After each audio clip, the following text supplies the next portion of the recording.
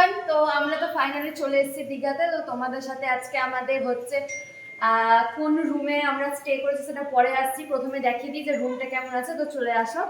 তো এই যে হচ্ছে রুম, আর এই ছোটখাটোর মধ্যে খুবই সুন্দর আছে। আর এই রুমটাতে আমরা 3জন থাকবো, আমি, মা আর আমার বোন। তো প্রথমে এটা এইরকম আছে, ভালোই আছে। সাইডে তোমার এখানে রয়েছে একটা টিভি, এখানে ফোন দিয়েছে, ঠিক আছে। তারপরে এখানে তো মিরর আছে, এটা হচ্ছে ওয়াশরুম এখানে রয়েছে।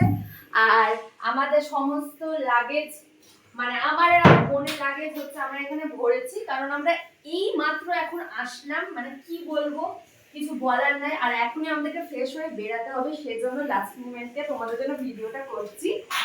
আর এখানে এসিও রয়েছে, বাট আমাকে একটা ছোট্ট জিনিস ডিসঅ্যাপয়েন্ট করেছে, কারণ আমি ব্যালকনি একটু প্রেমী, তাই ব্যালকনিটা আমাদের একটু ব্যাক সাইডে রয়েছে, বাট খুব ভালো। তো তোমাদেরকে দেখাই, আসো।